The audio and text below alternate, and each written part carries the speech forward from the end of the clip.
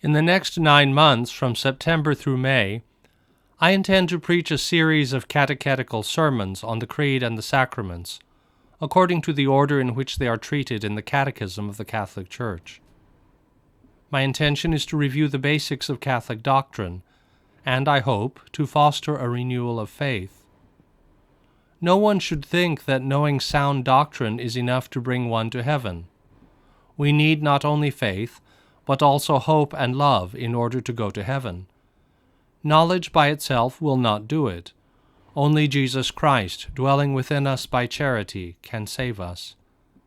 As St. Paul says to the Corinthians, "If I understand all mysteries and all knowledge, and if I have all faith, so as to remove mountains, but have not love or charity, I am nothing." Then why is it important to know Catholic doctrine? The great Catholic apologist Frank Sheed explained this very well in 3 points. First of all, because truth is worth knowing for its own sake. Knowledge serves love by removing misunderstandings that stand in the way of love, and by answering questions and doubts that may undermine the love of God. Second, every truth learned about God is a new reason and basis for loving God. Third, we are called to be witnesses for Christ and to communicate His truth to our neighbors. We need to know the truth in order to share it with others. As St. Paul says to the Romans, "How are men to call upon Him in whom they have not believed? And how are they to believe in Him of whom they have never heard?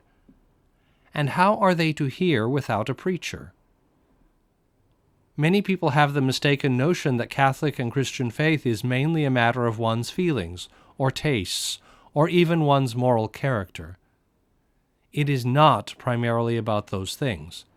Catholic faith is primarily about truth, about knowing God as He is, the world as it is, and our human selves as we really are. Sanity is the ability to see and accept reality. If God exists, and if He has revealed Himself to us, then sanity requires that we learn to look at the whole of life in the light of that truth. Knowing and living Catholic Christian truth is about sanity, in the fullest sense of the word. By faith, we live in reality, for God is real, and He is not silent. So we need to have a Catholic mind as well as a Catholic heart, in order to see the universe as it really is, and in order to live accordingly. Ignorance is not bliss, in religion or in anything else. A catechism is a book of instruction in the faith, often in question and answer format. In 1992, in response to a request from the Catholic bishops, the Pope authorized the publication of the Catechism of the Catholic Church. It's a big book. All are invited to read and consult it, though it is especially for the clergy and for those involved in religious education. It is available online at the Vatican website. Over the next 9 months, I will be preaching on the Creed and the Sacraments. In the weekly bulletin, I will be including some excerpts from a summary of the large catechism, along with some questions and answers from the old penny catechism, which many of you may remember from your childhood. By the end of May, if you keep copies of the sermons and weekly bulletins, you will have a summary of the Creed and the Sacraments. The Penny Catechism has this famous question: why did God make you? The Catechism answer is, God made me to know Him, to love Him, and to serve Him in this world, and to be happy with Him forever in the next. We are made for God. Man is religious by nature. This does not mean that everyone is personally religious, but that man is a finite being, with a heart that seeks the infinite, even if this is not always recognized as a religious seeking. Other species do not exhibit this kind of desire, but seem to be fulfilled on the natural level.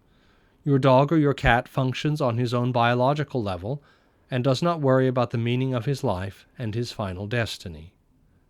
Human beings, though, are always unsatisfied with merely natural human goals, even if they attain them. Even the best that this world has to offer fails to satisfy. As St. Augustine says to God in his Confessions, Thou hast made us for thyself, and our hearts are restless till they rest in thee. That is why religion in some form is present in every human society. In that sense, religion is a constant in human history and in human nature. Catholics believe that belief in God is reasonable, that there are good rational arguments for the existence of God. As St. Paul says to the Romans, ever since the creation of the world, God's invisible nature, namely his eternal power and deity, has been clearly perceived in the things that have been made. Even without special revelation, the human mind can see the created world and reason that the universe is not its own explanation. It surely had a first cause, a source of its being and its motion. Surely its beauty and order suggest that there is a rational design behind it all. And if the universe really were just a random and chance occurrence, then how can we explain the source of human rationality and thought and consciousness? Surely also our sense of right and wrong, the voice of conscience, suggests that there is an ultimate source of moral truth. Surely the witness of so many wise and virtuous people in human history points to the reality of God. All that is what Catholics call natural theology. That is what the Catechism calls converging and convincing arguments which allow us to attain certainty about the truth of God's existence. This natural knowledge of God is useful, but it is not enough for attaining deep knowledge of God or union with Him. To know God, there is a need for supernatural revelation. God needs to make Himself known in a personal and accessible way. We believe that God has done so, that He has spoken to us by both words and deeds, recorded in the Bible, and handed down and interpreted by tradition. That is called salvation history. It is the story of God's plan for the salvation of mankind in Christ. The plan of salvation involves a teaching method. God reveals Himself to man gradually and by stages. Some people start to read the Bible, and they read a part of it that seems strange or disturbing or hard to understand. Then they give up on the Bible and even question whether this is really God's true inspired word. The problem is that they interrupt God and won't let Him finish speaking. Jesus Christ is God's final word, His ultimate self-revelation in visible human flesh, in whom the Scriptures find their true meaning and unity. As the letter to the Hebrews says, "In many and various ways God spoke of old to our fathers by the prophets. But in these last days He has spoken to us by a Son, whom He appointed the heir of all things, through whom also He created the world."